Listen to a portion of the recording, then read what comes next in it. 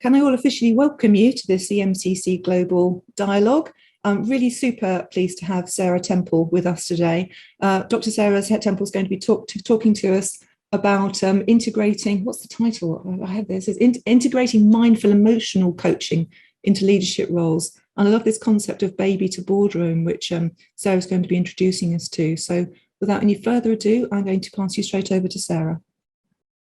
Thank you, Nicola. So I'm going to now share the PowerPoint that I've put together. So we're going to look today at the coaching program that I've put together. It's got an EMCC accreditation at foundation level, and I've called it Mindful Emotion Coaching. You can see the workbook there on the screen, or manual. This is a trauma-informed program. It's personalized and universal, and it's inclusive with neurodiversity. You can see there the web address, which takes you into the main website that I use, and that's a public-facing website, and also my contact email address. Now, I have given a PDF copy of this PowerPoint to Nicola, and she will be adding it to the chat, so that if you would like to have it, download it from there. Also, for those of you who are not joining the breakout rooms for the discussion, it might be an opportunity, for example, to go and have a look at that PDF and possibly also go into some of the links that I've put in it. So the timetable then now is, I know Nicola's just shared the sort of basic outline, but sort of for about 15 minutes, I'm going to run through how stress in pregnancy and early childhood impacts learning, as well as lifetime mental, emotional and physical health, including our adaptation of something called the HAND model, which I'll explain in a moment. I'll talk about in-groups and out-groups. The adverse childhood experience data will be in the PDF, but I don't think we'll have time to talk about it in this little slot, but it is important for those of you who are interested. I've put the reference to the paper and so on in there, to the original seminal survey by Anda and Folletti back in the late 90s. I'll then share a little bit of information about trauma-informed approaches, including mindful emotion coaching. The reason I put accessing emotional support at the bottom there is because although this stuff, when you first come into it, can seem really fine, actually, you might find after the session that you feel a little bit emotionally discombobulated by some of the science that I've shared. And if that's the case, I would highly recommend that you access some emotional support yourself, either through your extended network or any of the provision in the services that you're working in. Just so that you know, the question that we will be looking at in the breakout groups that I'll be posing to you is, taking into account the science that I'm discussing with you, can you discuss the impact of early childhood experience on behaviours in the boardroom? That is the from baby to boardroom concept that Nicola mentioned. So I'm going to just share with you now what the core evidence base that we're using. So most of the materials that I've used in the coaching program are derived from evidence collected by the Center on the Developing Child in Harvard University. And those of you who are interested, you can click this link in the PDF. It'll take you through to the document that called the 3 Principles to Improve Outcomes for Children and Families, which is very clear and was the original document that I used when I was putting this stuff together. In the last few years, Oxford University, the adult psychiatric department, have taken on the same science, and they have put together a website which is www.oxfordbrainstory.org, and there are free e-learning programs that are available. In that, again, the science is derived from the Centre on the Developing Child. The NSPCC have also taken on the same science, and again, the link is there to what they're doing. A Better Start is a lottery-funded innovation in early years, and they have also taken the Harvard science. And again, you can have a little look at that if you want to. That final link there is a summary that I've put together of evidence base, and in particular research projects that have happened in the UK over the last few years. That's actually really largely about adverse childhood experience data. So I'm going to just share with you a metaphor that we have had great success and great feedback with using in this work. And I'm going to actually stop the screen share and do this on screen with the, hang on, I'll just do that. So hopefully you can see me. I don't know whether you're able to put that. I think you have to alter your view if you want me slightly bigger, because it might be easier to see it. So this is an adaptation of something called the HAN model, which was put together by a doctor in the States called Dr. Dan Siegel, S-I-G-E-L. His resources are readily available online. You go to the MindSight Institute, put in his name in Google, and you'll find them. And the clip, there are lots of clips that we've developed talking about the HAN model, and they are available on the homepage, www.mindfulemotioncoaching.co.uk. So in this model, what Dan Siegel has suggested is that we look at our brain when it's healthy and we're connected with ourselves, and it have that sense of well-being. We call it being in our river of well-being, as a closed fist like this. And in the model you have, and remember, this is a simplified metaphor, but it's very useful because it's easy to access and people can remember it even when they're stressed. So we have the spinal cord coming up here. And then this part is the downstairs brain. It has within it the brainstem, the limbic area, the emotion center.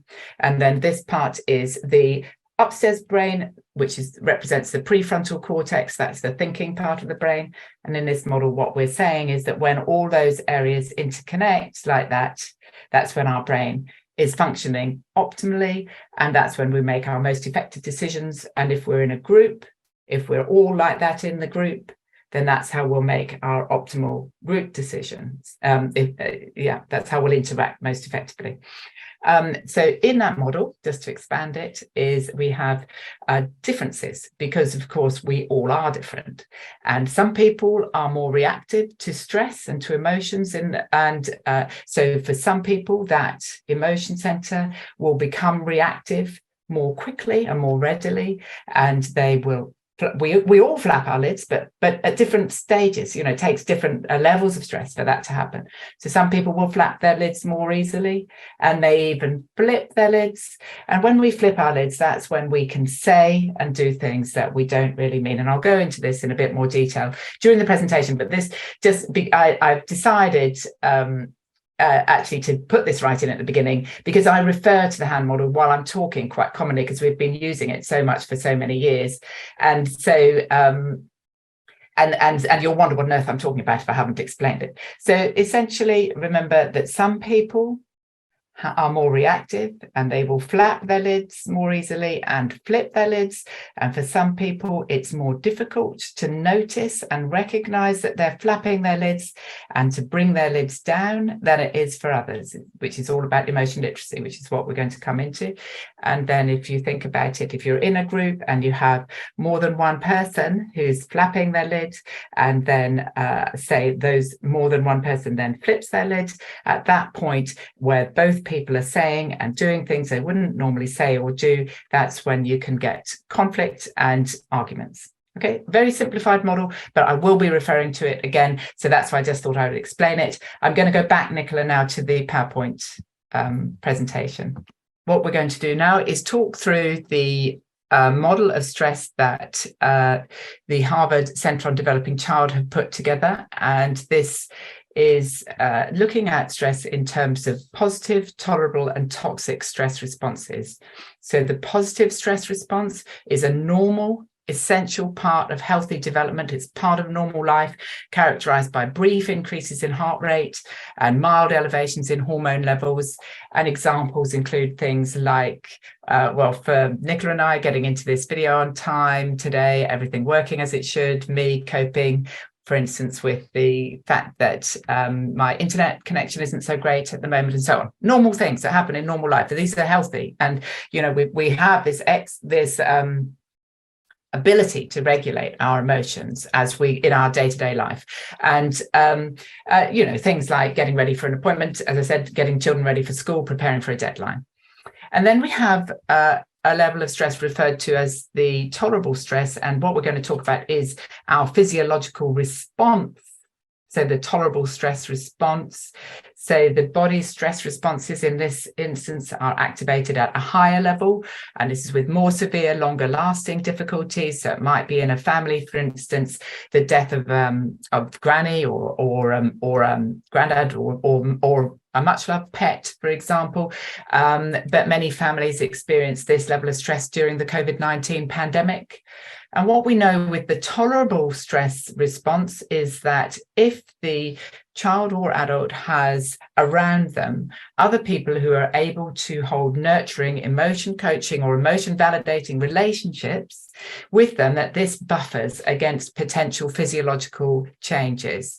And we know that this is particularly significant in pregnancy and early childhood, when we're going through a critical developmental phase, but it's relevant to all ages. So responsive emotion validating interactions with an adult caregiver help children adapt so that the developing brain and other organs are able to recover from what might otherwise be damaging effects. And then there's the toxic stress response. And this happens when the body's stress systems are activated at a higher level with strong, frequent, or prolonged adversity. Some families experience this level of stress during the COVID-19 pandemic, particularly if they had a family member who died or other traumatic events, but also we might more commonly think of it in terms of families experiencing domestic abuse or physical or emotional abuse. But crucially, in this toxic stress response, there's an absence of those buffering, emotion coaching, emotion validating style relationships. And therefore, the stress response systems are activated at a level that can cause long-term physiological changes. And when this occurs in the critical developmental phase, remember, we talked about that as being when we're in the womb, during pregnancy, and also up to the third birthday, then stress hormone levels rise, the inflammatory phase of the immune system is activated, a metabolic regulation is affected, and brain architecture is disrupted. Molecular turning off on and off of genes is also affected. This is commonly referred to as epigenetics. In other words, the body's response to toxic stress experienced in the critical phase of development changes how cells work together. And this change can be lifelong. So if a baby in utero and in the first 3 years of life experiences a tolerable stress response that impacts on, for instance, the way that the brain architecture is put together, they are likely to have difficulties throughout childhood and into adulthood with their emotional intelligence and emotional regulation. Then this is because the foundational architecture of the brain is laid down differently. And this is a form of neurodiversity. So in effect, that child growing up is neurodivergent. So if we look at the whole population in terms of that whole neurodiversity across for everybody, then we have what we at the moment tend to regard as neurotypical, and don't forget that is an arbitrary line, isn't it? And then you have the neurodivergent part of the population here, and this is where those adults, or children and adults who experience that toxic stress response early on in their development that's affected how their brain architecture is laid down, will be sitting in this neurodivergent area. Okay, and one of the things to remember with that is that where the child genetically is super sensitive to stress in the environment, or is neurodivergent, or has that genetic susceptibility to conditions such as ADHD or autistic spectrum disorder, such that they're more sensitive to this toxic stress response, then those children, their functionality can be affected more than the children who are in this neurotypical group. Okay, remember that line's arbitrary. ADHD and ASD, they're umbrella conditions. But those children who have that genetic susceptibility to neurodiversity such as ADHD or ASD. This is all a very blurred area, remember, that who then also experience that toxic stress response will have a marked impact, an even more marked impact on their functionality than those children who have that neurotypical genetic makeup. So, I'm sorry, somebody asking a question. Oh yeah, just a question in the chat actually. So Karen's saying, so toxic stress, is it more likely to happen with first-time mums who might be feeling less confident in their parenting ability? Really, with toxic stress response, we're talking about more things like mental health difficulties. So a mum, for instance, with postnatal depression and who struggles then to provide those the nurturing, emotion validating relationships because she's struggling with her own mental health and is focusing her energy on survival and being okay. So with the toxic stress response, remember, it's not just about the situation. It's about partly about the genetic makeup of the child, because remember that everybody's not the same when it comes to that vulnerability, but also it's about whether there is an adult in the home who's able to provide those emotion validating, nurturing relationships. I wouldn't say that would necessarily apply to a first-time mum who's struggling, but on the other hand, a first-time mum who may have postnatal depression or may have mental health difficulties that are unresolved, or there may be other things going on. But generally with the toxic stress response, we are looking at more serious things like domestic abuse, emotional or physical abuse going on in the home in the absence of an adult able to provide those buffering, emotion validating, emotion coaching relationships. Think about the COVID-19 pandemic, that setting with lockdown, with a mum, for instance, who's depressed. Think about children in the Ukrainian war at the moment, and those children who have parents who are adult caregivers who are able to provide those emotion validating, buffering relationships will have a less of a physiological impact than those children who, for instance, have been orphaned and where they haven't been able to access an adult who's able to provide that. So hopefully, I'm very happy to chat more as we go along, but hopefully that provides something of an answer to that. There's a link there to the Harvard video clip which talks more about the physiology of toxic stress if you want to have a look at that. I think it's worth here just explaining what we mean by emotion validating, because that isn't always clear, and particularly for those families who've experienced intergenerational adversity, or that sometimes they don't really understand what we mean. They haven't actually experienced emotion validating relationships in their own childhood, and so they need some support in developing their emotion literacy. And so we look at we've adapted there's a psychologist in America called John Gottman, and we've basically adapted his work, which is research on parenting styles. We've adapted it for looking at relationship styles. So we talk about emotion dismissing relationship style, emotion disapproving relationship style, a laissez-faire or permissive relationship style, and also the emotion validating or coaching style, which is the style that I'm going to focus on in this. And it's all about the balance. So we don't have to be in an emotion validating and coaching style all the time, but the evidence is that if we can be in that style at least 30% of the time, that improves outcomes for children and families. And so in the emotion validating or coaching style, the thing is that we first of all tune in. So we manage our own emotional world. We bring ourselves down like this into our river of well-being. And we then, with whoever we're talking with, we recognize and validate emotions. So we pause and we make a choice to recognize and validate. This is including exploring body language, facial expressions, as well as feelings and physical sensations. There's been in our society at the moment, there's quite a lot of, often there's quite a sort of lack of understanding around how physical sensations represent feelings and emotions. And in fact, toddlers, a very young age, will experience emotions as physical sensations. And then we learn the language and the words to describe the feelings. So it's kind of relearning that. And then further exploration of emotions and feelings with discussion, activities. And we use lots of different metaphors and to enable this. and reflection. And then the last stage in this is the problem solving together. So that's the working with the coaching model and limit setting where needed.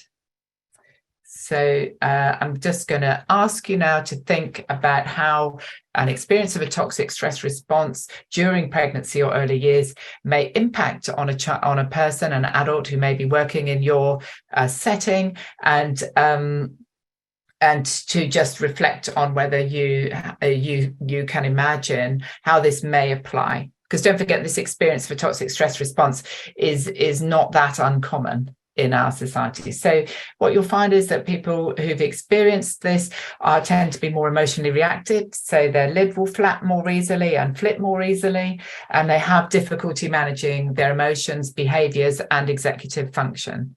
And with our coaching program, we support that understanding of that, and then building up skills and capabilities in learning how to notice when the lid is flapping, and then bringing the lid down, which enables not only a healthier a sense of well-being in that individual person, but also enables them to function more effectively in groups and to parent more effectively. So that these people who've had this experience may also have difficulty understanding what nurturing relationships and nurturing self-care are, may have difficulty with relationships. That's don't forget they're likely to be neurodivergent with that brain architectural difference. They can be cast into outgroups and have few friends. They're more likely to experience physical health difficulties, including ischemic heart disease. This is the adverse childhood experience data, which, as I said, will be in the PowerPoint, but I don't think we'll have time to go into. And more likely to experience mental health difficulties. So we're just going to have a quick look at in-groups and out-groups. So it's very easy for teams of workers to form an in-group and cast others into an out-group. And once this happens, it's easy to lose compassion and say or do things that we wouldn't normally say or do. So in general practice, which is where I come from, in my my professional setting, we can find that we can slip as a team within the practice into referring to patients as difficult. And in fact, if that's not noticed and managed, it can slip into the whole family being referred to as difficult. And if that continues and doesn't get managed, then actually these conversations can happen in corridors where they can be overheard. And at that point, the workers in the in-group have their lid up in terms of how they're viewing. They've cast their family into an out-group, and they're feeling they're able to say and do things they wouldn't normally do. Remember the example that's most obvious of Hitler in the Second World War, leading up, and how he managed to convince the German population that the Jewish population, basically he enabled through propaganda and through the way he promoted this sense that Jews were in an out-group, which then meant that the German population felt able to say and do things that they wouldn't normally have done. So it's a flaw within our makeup as humans. Yeah, it's a thing that happens that we need to be aware of and manage.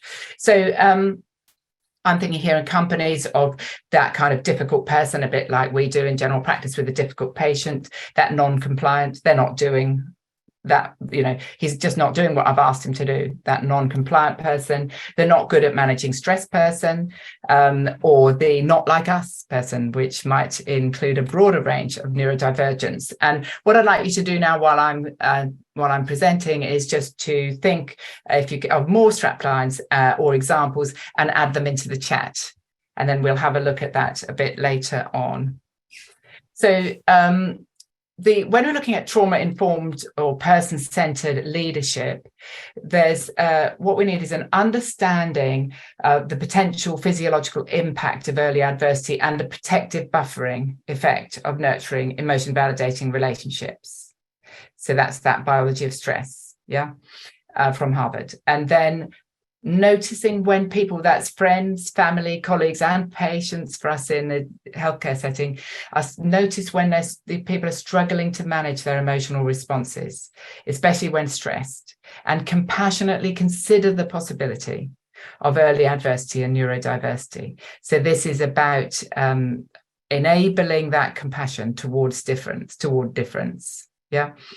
Noticing when people are struggling with self-compassion and self-care, noticing masking, that's people who adopt behaviors to fit into the group but feel uncomfortable or unhappy about doing it. And that would be a typical behavior for a person who is on the autistic spectrum, for instance. And then we use psychoeducation tools and metaphors to explain the science in a way that works and is accessible for everybody, and then the noticing of in-groups and out-groups. So it's easy to assume that non-compliant or difficult workers need more education, that their inability to execute instruction is the result of ignorance rather than an inability to shape the instructions into their life's ups and downs. So self-care involves the ability to adapt, self-manage and thrive, and this requires emotional intelligence and executive function. Understanding how and when to make exceptions and cut corners and function effectively in groups involves emotion literacy as well as cognitive ability.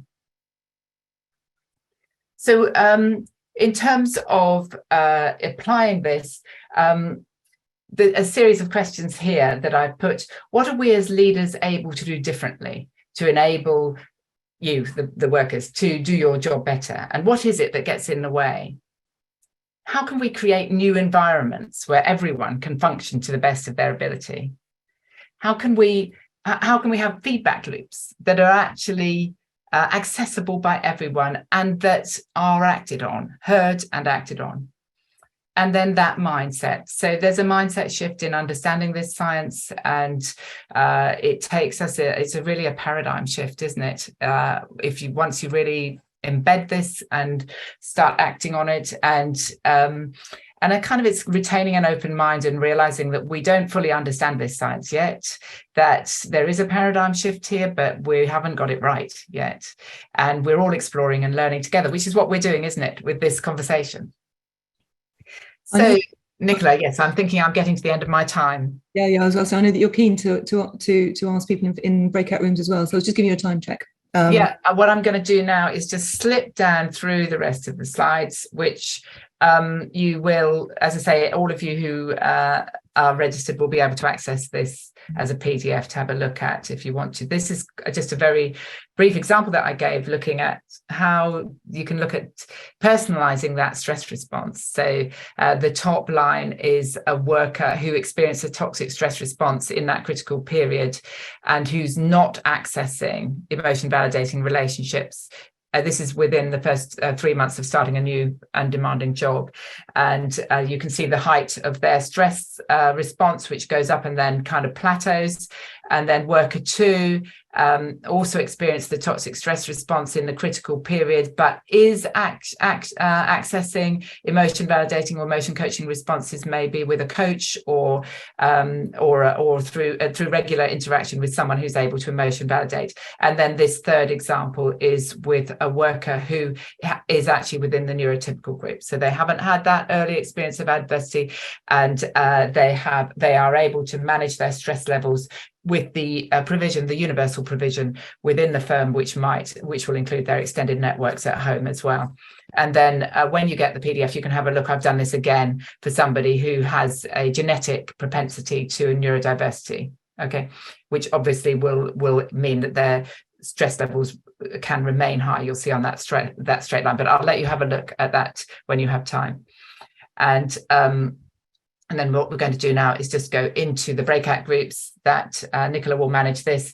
And the question here is, taking into account the science that we've just talked about, can we discuss the impact of early childhood experience on behaviours in the boardroom? And that's the from baby to boardroom concept. That's wonderful. Thank you so much, everybody. Just while I'm reading through these, to pose them to Sarah, I know that Sarah's got a question that came in actually from Dina before we went into the breakout rooms. And the question is, I'm going to put this to you, Sarah. So does that mean that even if adversity occurs at a critical age and there was no emotional validating support then, but now they're getting some, Does it help to rewire and help manage stress, better manage stress? Yeah, so I asked Nicola to pull this question out because it's so important, and it's really absolutely core to what I'm doing with this mindful emotion coaching program. So yes, we can't take, if a child has experienced that toxic stress response, so that significant level of adversity, in the absence of those adults who are able to provide the nurturing, emotion validating responses, that we won't be able to reverse those changes in the brain. So the wiring will always be different if there's been a significant toxic stress response.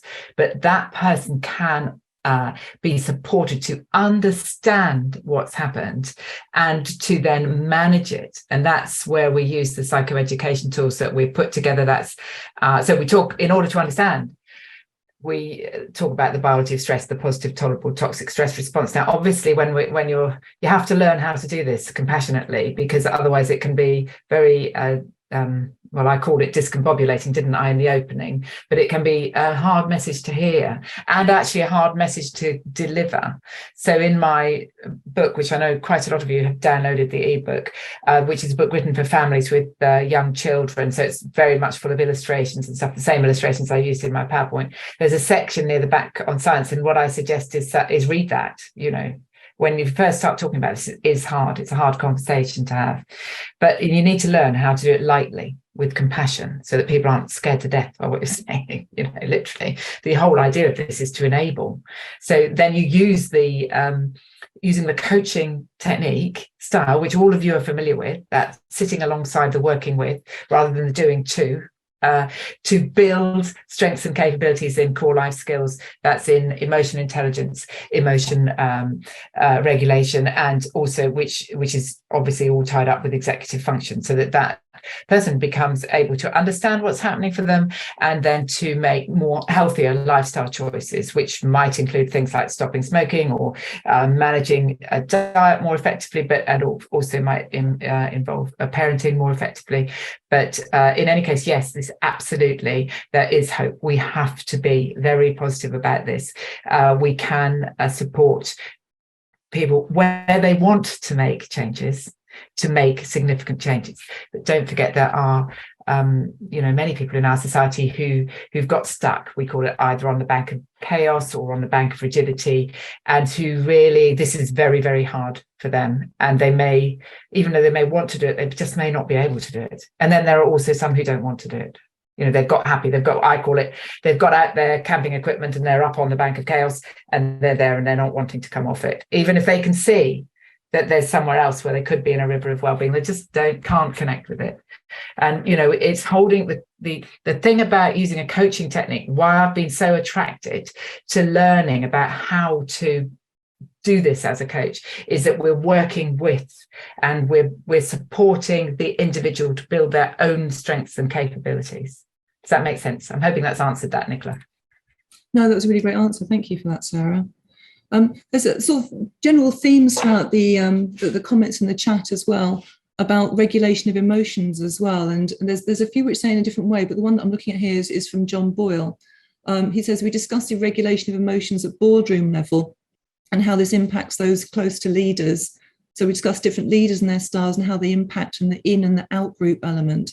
And it occurs to me that there might be a sense of self-awareness amongst those board members, and there might not be a sense of awareness amongst those board members. And how does everybody else then cope with behaviour which is manifesting, which might have had some kind of genesis within maybe unrecognised trauma? I didn't know if, John, if you wanted to just come in and just expand on some of the conversations that your group was having. Well, you won't believe it, Nicola. The group I had, I feel privileged. I was speaking to two people on the call who completely different backgrounds, really exciting careers and awareness around different things.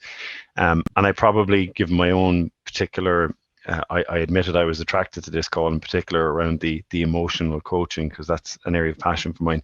When we get into that, we talked about the impacts of those folks on others.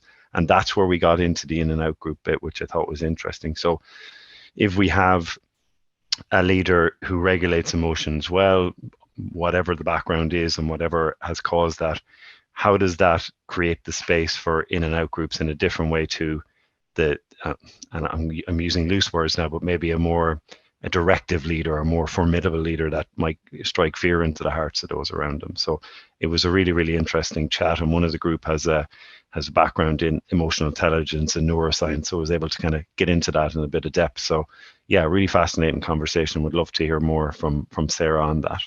Yeah, thank you, John, for summarising that. And you obviously had a lively conversation, which is lovely. And it's all about exploring this stuff, isn't it? But I mean, yeah, so with the in-groups and out-groups issue, having a leadership team who are able to emotion regulate themselves so that they are in a position to notice when workers are stressed, or when someone else on the board even is stressed and their lids are flapping when they're starting. So if I give an example from training I've done in schools. So in a school setting, the obvious thing is a child who's at risk of exclusion.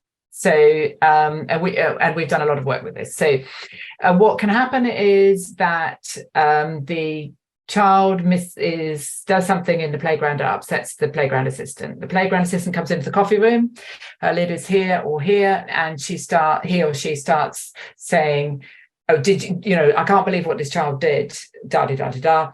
And then the next person they're sitting to says, "Oh yeah, they did that to me last week too." And before you know it, you've got a lot of people in the coffee breaks coming into that, what we call in-group, where they are making judgments on that child, and they're finding it acceptable within the group to make that. So with a leadership group, with a compassionate, well-informed, trauma-informed leadership team, that will be noticed.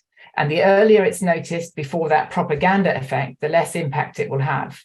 So when a team is well functioning and is trauma informed, they will notice the first member of staff, and somebody will come up and say, "Aha, I can see that's really difficult. That was a difficult thing for you, wasn't it? And would you like an offer? Would you like to have a chat about that?"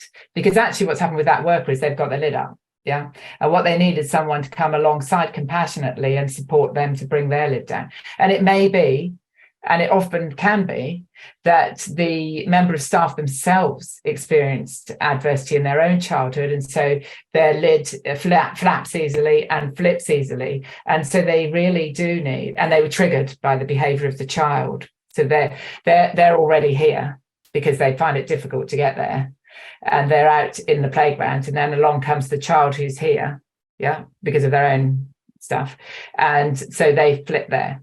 So when they get into the coffee room, what you need is people other staff within that setting to come in and support them, ask them how they are. So we know from the science that if you can describe the feelings, label accurately the feelings that you're experiencing when your lid is here, that you can then stimulates the prefrontal cortex here, the upstairs brain, to release neurotransmitters, which pass down through into the brainstem and stimulate the vagus nerve. You all probably have heard about vagal tone, and that's then the vagus nerve that will then calm the body. So that member of staff whose lid is up and who's making those comments in a compassionate, well-led organisation will be supported to recognise what's going on. So there's obviously been a conversation beforehand about that in a compassionate way, and to notice and describe their emotions and bring their lid down. Mindful exercises can do the same thing, but again, within the organisation, there would have to be a cultural acceptance and awareness of that. But the big crucial thing is that compassionate care between the individual members of staff to support that staff rather than judge them, or at worst, join in with them. Does that make sense? Very much so. Thank you so much for taking the time for that. Yeah, thank you. We have a bit of a theme as well within the chat too about what we can do and what we can apply now. And there was earlier on, and forgive me, I can't find it now, but somebody saying, "Oh my goodness, I'm a parent of a toddler. I'm feeling a lot of pressure now." Is there anything that we can do together now that will make a difference to the people that we're with now? Maybe in that I don't know, even if it's a like an informal networking as well as a formal client coach relationship. Yeah, I mean, the greater picture is an enormous one, isn't it? So I might leave that in your very capable hands, Nicola. But I mean, from point of view, I mean, a lot of this science is really available on the internet. It's just not talked about enough yet. So, you know, the links I've given at the beginning of my PDF to the Centre on the Developing Child and the Oxford University work, you know, you can go in and have a look at that stuff. But you can also come and do, when we train coaches, so, you know, that mindful emotion coaching program, we have a beginner e-learning, which isn't expensive at all. You know, that's a very good place to start. Then we have the foundation level e-learning, which is associated with the coaching program that I've put together. But, you know, you don't have to pay. We do have to charge for the resources that, you know, have taken me 10 or 15 years to put together. But there's a lot for free. And if you go on to the mindfulemotioncoaching.co.uk, my main public facing website that I mentioned, you know, there are loads of video clips that are free. You could get to grips with that hand model, you know, you've already watched me doing it, but you can watch several other people doing it and Dan Siegel doing it on our homepage. And you could be using that tonight with your family. That's the feedback we get. People, these metaphors that Dan Siegel has put together are incredibly easy to understand and use. And that can make a difference for all of you, you know, all of us, I should say. I'll leave you with a bigger picture there, Nicola. What's the next steps for you, Sarah, in either your work or your research? What can our group here today help with or provide some insight for your own future? What are the next steps for you? Well, the drive for me to do this, to be involved in what I'm doing at all, is to take this science into our community. So my social enterprise, which I put together, is a learning community with Harvard, that Centre on the Developing Child that I mentioned. So you can join as a learning community. It's all free because they're a university. They've got an international program in which they're trying to take this science out. So people like me, I'm a scientist. So what they want are people like me to take the science and create and translate it, if you like, into resources that can be used generally within communities. And the idea is that I talk at groups like this, or I mean, I'm doing loads of talks all over the place, as you can imagine, then other people pick up on the idea. So I am reasonably creative, but I'm not, one of you guys might come up with some wonderful innovation that could make a real difference within your setting. So I see my role as translating the science from the complex academic papers into something that all of you can access, whether or not you've had a scientific training.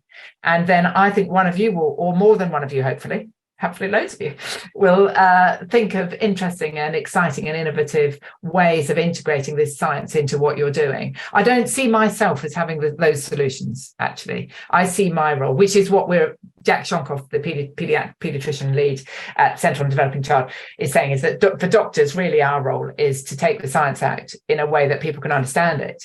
And that actually a lot of the time we've been so trained to think along, you know, quite particular ways that probably we won't actually come up with the innovation.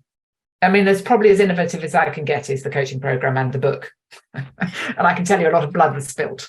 I think it's probably a good invitation to our community here as well. Does anybody want to come off mute and just say if there's anything which immediately occurs to them about something they could pick up and run with now, or something they'd like to develop, or even maybe like to team up with others to develop? Yeah, in terms of the work with children who have been excluded from school, I did that for a long time and did sort of 20-year follow-up studies. So one of the big things is the difference between schools who take the view that it's the job of the child to meet their standards, and the school that takes the view it's the job of the school to help children to meet standards. And you get those, and it's become more and more of a problem. Those that really kind of feel the child has to conform to their way. So a child with any diversity who actually doesn't act in the way that the school feel is their standard finds themselves excluded. And getting teachers to actually change, if they're in that type of school, to a different position is really hard. So, you know, quite a lot, and particularly you found with exclusions. Children from minority communities excluded at a much higher rate than others, and are kind of labelled in the way that Sarah was talking about. So a lot of it is about actually changing the school rather than actually working with the child. But most of the interventions that are currently funded in the UK are about changing the child. I send them to a pupil referral unit, etc., fix their brains rather than actually working with the management of the school to actually change how the school operates. So that's the kind of tough thing that is difficult. It's the leadership mindset shift, and that's the paradigm shift that we're trying to trigger with this science. It is a paradigm shift in thinking. And it has to involve the leadership team because it needs a cultural shift. Do you see it getting any better? And I say that because you always used to be, you just get up and get on with it, keep going. Whereas now I think society in general, around me at least, seems to be much more open to talking about well-being, talking about feelings, talking about investment in self and investment in self-care. Whereas, my mum's generation was very much of, oh, crikey, just get on with it. Do you think what do we think? Is it getting better? Is the landscape shifting? Are we moving forward? Are you asking me, Nicola, or are you asking the group? You're asking the group. Yeah, sorry. Generally, but I see Jafar coming in. And Nicola, I just want to say a couple of things. One is, Sarah, thank you very much for the models. Although I found the science rather challenging, I'd like to go back and look at it again. One of the things which, in a way, states probably not necessarily a psychological model in the way you're talking about. When I work a lot with the exec as well as junior colleagues. But one of the things that's really helpful, allowing especially senior leaders time to think and time to be, and enter the space with a degree of humility. And when that is introduced, they are much more open to allow others to get into that space. So humility, I think, is quite an important asset in all of this. Going back to the schools, I think it's very easy to generalize that schools are doing things not the way it should be. My daughter is a teacher, and in a very, could be a challenging area of London, and they don't work like that. They're very much, they're challenging. They have rules, they have ways of working, but they're also guided by the side of students. So they're terribly enabling. So I think it's very easy to say that the school wants the child to mold into their behavior, into their context. It's much more of a two-way relationship with students. I'm not saying all schools are like that, but in terms of the question that Nicola was posing, are things getting better? Certainly, in my experience, things are getting better. So not to generalize, really. So look at flowers when there are deserts.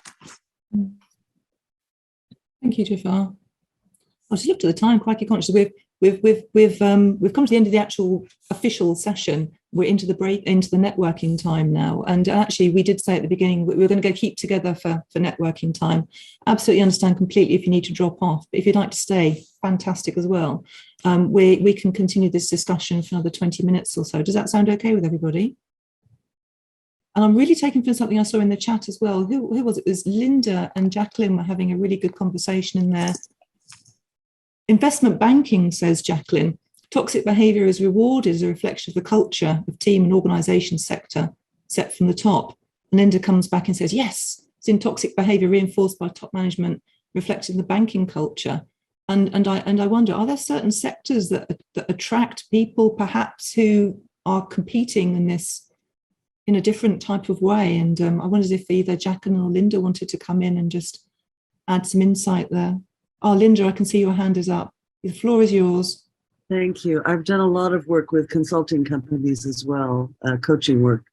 And one famous consulting company describes their top people as insecure overachievers, and their behavior can be quite similar to what I've seen firsthand in the investment banking world. And I can only think that these industries may attract people who need validation, either through income or recognition. Well, we all like to have those things, but some people seem to need them more than others. And I'd love to hear Sarah's take on that. What say you, Sarah? Well, thank you, Linda, because this is really interesting, isn't it, to look at these different settings and how this science can be used to support workers at all levels, including bankers, and without doubt, there will be people who have, low self-esteem or insecurities that have driven them to achieve at that level. Basically, with the hand model, we would say they're here. So I'll just go back. So there's another metaphor that Dan Siegel uses, which is the river of well-being. And basically, when you're connected with yourself and the people around you and the environment, you're here in your river of well-being, and then you flow in the river, and sometimes you go up onto the bank of chaos, and sometimes you go up onto the bank of rigidity. Well, the bank of rigidity has within it particularly addictive behaviors. So things that we might classically think of alcohol, where you use the alcohol to bring your lid down, and then as the effect wears off, the lid comes back up again and you're back on your bank of rigidity and you repeat it. But we also think of that with drug use, gaming. See a lot of dads, well, I mean, it's mums as well. Sorry, that wasn't meant to be with adults, parents, caregivers who are caught gaming into the night. We see it with binge eating. Maybe this is another example of that kind of thing where they're using their achievement, the buzz of the making the money to bring their lid down, and then they're going back up again and they're using it again. I mean, it's quite like the importance of this science is around holding compassion at all levels. So it's very easy to slip into criticism or the thing is that those bankers have as many emotional needs. Why would they not have emotional needs in the way that all the rest of us do? We're just all humans, aren't we? And so, yes, I think it's quite likely, isn't it, if you use that model? And then the issue would be the leaders within the company having that understanding of the science and thinking through ways of applying it. Leaders in these companies, I'm not thinking necessarily of banking, but some of the companies are quite advanced in their thinking over this. So if you take Google, for example, certainly in their main offices in America, where they have a lot of workers at the high level with high functioning autism. I'm talking about in their the head offices, and they do provide coaching and counselling support, emotional support. There's a recognition that that a proportion will be overworking, that they'll actually have more sustainability within the job if they can manage their lids more effectively and come closer to here. Remember, I said that people with that neurodiversity, the high functioning autism, will be more sensitive to their environment. So it's supporting them to understand that and manage their lids. And they do things like providing them with cleaners in their home environment so that they're able to manage that more effectively. I mean, there's all sorts of different ways that leaders, if they understand this science and they can hold it compassionately, can really ask their workers and talk with their workers around what they need. All of us want to be here. We feel better when we're here as humans. Does that make sense, Linda? We have got the questions, haven't we, from before, Nicola, that we haven't. Yeah, we have. It was one I was just dwelling on. Actually, I was just looking over here as well. And I suppose it goes back to your to the epigenetics point as well. At what point and at what can we allocate conditions which are manifesting now to early stress? Danny hypothesizes, could toxic stress be a cause of bipolar, for example? What does the research tell us about that at the moment? Well, this science tells us that we're born we're not fully developed when we're born. So there's that critical period that we're talking about in utero and up to the third birthday when we're particularly vulnerable. Now, those children who are born with a genetic predisposition, say to depression or bipolar disorder, who then also experience a toxic stress response, are going to function less well with that condition, with that genetic susceptibility, than other children. So say, for example, you have a child with a genetic susceptibility to bipolar disorder who's born into a family with adult caregivers who are able to emotion regulate around them. They're going to have a different outcome in terms of their functionality than the child with the same genetic predisposition who's born into a family, say, for example, where one of the adult caregivers is depressed, say mum has postnatal depression, or dad's in and out of jail, or there's domestic abuse, where the adult caregivers, one or two, have flapping or flipping lids a lot of the time. The outcome for that child is going to be very different in terms of the functionality. So what we know is there's a complex interplay between the genetic makeup of the child and the relationships with the adults, in the care adults in their immediate environment, and also the actual environment that they're in, if that makes sense. So it's not a straight line. There's not a kind of, this child's got that genetic susceptibility, so that's what's going to happen for that child. There's this complex interplay that goes on. This is why people like me talk so much about personalization, that importance, that we're not all in the same place. Different children develop differently. We have to recognize that, and we have to be able to apply that not only in childhood but also lifelong when we're managing these different situations. That makes sense. Yes, it does. And actually, go back to questions as well. Is Audrey was asking or wondering about the link with attachment theory as well. I must admit, I don't know too much about attachment theory, and I'm hoping that question makes sense to you, just because of my own, I just don't understand attachment theory as much. But I wonder if you could expand on that, Sarah. Yeah, I mean, attachment theory, that is really the same science. So therapists are classically taught in attachment theory, and but it's all about that need for a nurturing adult. It's the same stuff really. But when I first started doing the work in Somerset, so I was awarded a contract with the local authority to look at creating a training program for staff in school settings, talking about emotions and particularly emotions behind difficult behaviours. So we initially, in the first 2 to 3 years, probably did use an attachment theory framework rather than this the biology of stress and the ACEs data. But what I found is that the head teachers who, because we were involved in looking at what happens when a child is at risk of exclusion, head teachers who became stressed, because the child may have, the staff in the coffee room had all got their lids up, and the head teacher eventually gets her lid up, and then there's the risk of exclusion. What I found is that the head teachers in that moment, once their lid's up and they're stressed, they're more able to hold, they seem to be more able to keep a hold of the ACE data than attachment theory. So in a conversation I had at one point, which was a pivotal change point for me with a head teacher who was I was able to say, okay, so we've done the training around attachment theory and it's not working. What about we look at this differently? Again, I explained the ACE data, and then said, okay, so just in this moment now, what score do you think the child has? And so it basically, for those of you who don't know anything about the ACE data, I don't know if we've got time to explain it actually, but anyway, essentially the adverse childhood experience data, which had more impact, and the head teacher was able to manage her lid to realize that actually, and find her compassion again for that child. But the biology that comes from Harvard, the positive tolerable toxic stress, is really explaining the physiological changes that potentially sit behind that ACE data. So that's the shift. But we still talk about attachment theory, but we expand it into the ACEs data and the toxic stress response as well. And the critical difference in terms of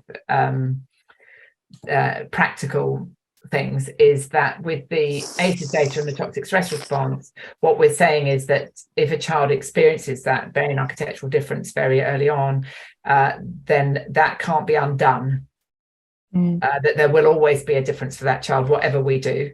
They can learn, the child can learn to manage it and can be supported to manage it by adults around them, and some change, and that will enable them to modify their behaviors. But, you know, it's a bit like if a child is born, you know, for instance, with without a hand or something, you know, the child can be supported to manage and live very effectively without that hand, but that doesn't mean the hand grows back.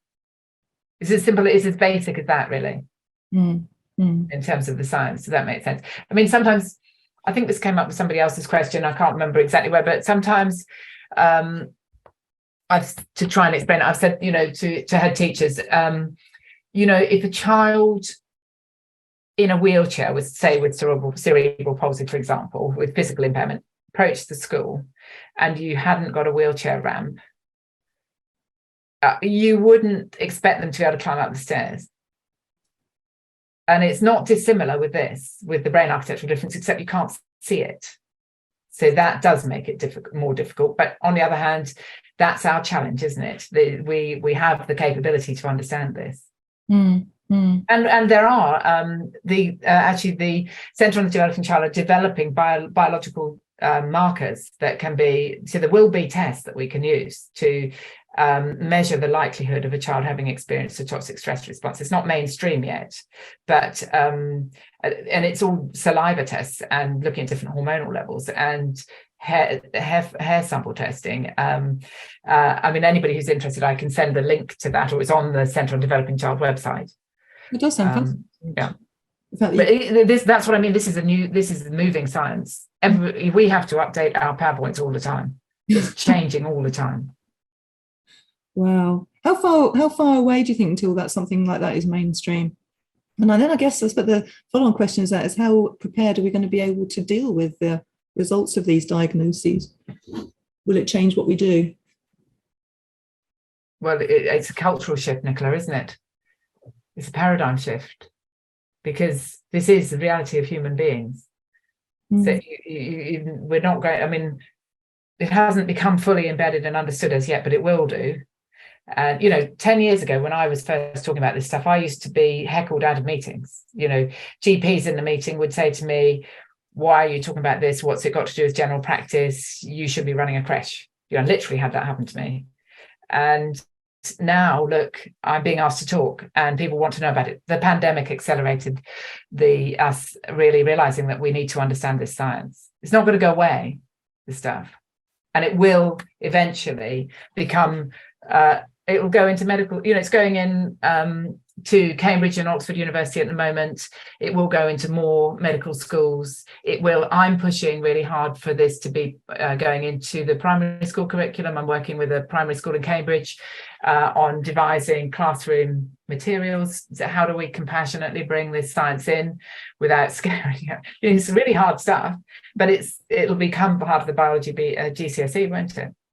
Eventually. I mean, maybe there's a teacher here. Maybe there's someone here who can put it in. But, you know, this is a shift that's got to happen, and it will happen, and it is happening because it is how we are. Is there a teacher here? Unmask yourself if you will. It would have to be someone who's on a national board for the GCSE curriculum for biology. Oh, okay. See what we can do. Yeah. But, you know, that's what happens. Yeah. I mean, part of the issue in introducing it is the other pressures people are under. So, for example, I do a lot of work in the youth justice system and teaching them this stuff and helping them to think about, okay, you're working with kids who are involved in crime, but actually there's an awful lot of undiagnosed trauma in their background. Okay, how can you deal with this and adapt it? And there's that, and they're wanting to do that, but the other time, they're under pressure of a short time if they're working with kids where there's pressure to attend to the offending behaviour. So offence behaviour programs kind of dominate any attempt to introduce this. And it's those kind of work pressures between one thing and another which get in the way. So it's a hard sell, but you have to kind of just keep gently going there. And people do begin to see results from adopting this sort of approach, but you know, it's against all the other pressures that they're under in the workplace. So just answering that, David, it's worth looking at organisations within the crime prevention that or the criminal justice system that have managed to make changes. So looking at, for instance, the Violence Reduction Unit in Glasgow and what they've managed to do. Also, somebody on the chat I noticed mentioned Nadine Burke-Harris and her work in America. And for those of you who haven't seen it yet, there's an American documentary titled Resilience, and this gives many examples of how this science has been used in different settings, including the criminal justice system. And essentially, David, in Glasgow, in Scotland, what they've done is they've really this has happened over about 10 or 15 years. They've developed different conversations with the probation teams. So, and the sentencing system has changed. So again, this is all about leadership. This isn't happening on the ground. This is leadership that have developed different systems. So they when it comes to sentencing someone, so there's an example on a very nice video clip that's on my homepage, so you can go and look at it if you're interested. But there's a woman who says how she had committed a crime of some sort, burglary or whatever it was. I can't remember what it was. She got 2 children, very, very low self-esteem. She felt that actually the kids would be better off with her in prison, because then someone else who had better, in her eyes, better able to parent them would look after them. But what happened is, in this instance, the judge was informed and compassionate and was able to hold that, and insisted that the probation team sat with her and explored her history of trauma, and which they did. And he then said that he wouldn't put her in prison, that she wasn't going to be sentenced, but she would be supported in the community.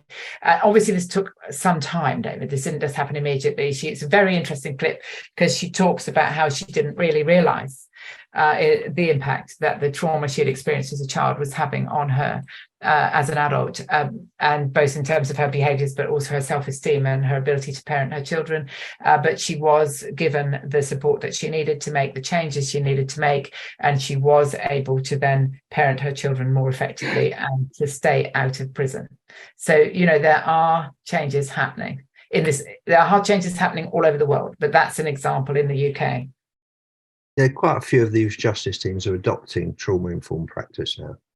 Yeah, well, the police forces and the Police Transformation Fund has been one of the first, the most involved with all of this in this country. So probably, 8 years ago or so, the Police Transformation Fund awarded a contract to a combination of Wales Public Health through Mark Bellis, public health consultant, and the frontline police services and the prison services to train all their staff in adverse childhood experience awareness, and to develop ways of, enabling those conversations and looking at how systems could change. So that's been going for some time. Mark Bellis has just written something called the Bellis Report, which if you haven't seen it, I can give Nicola the link to it, actually, probably the easiest thing, but it is the Bellis Report.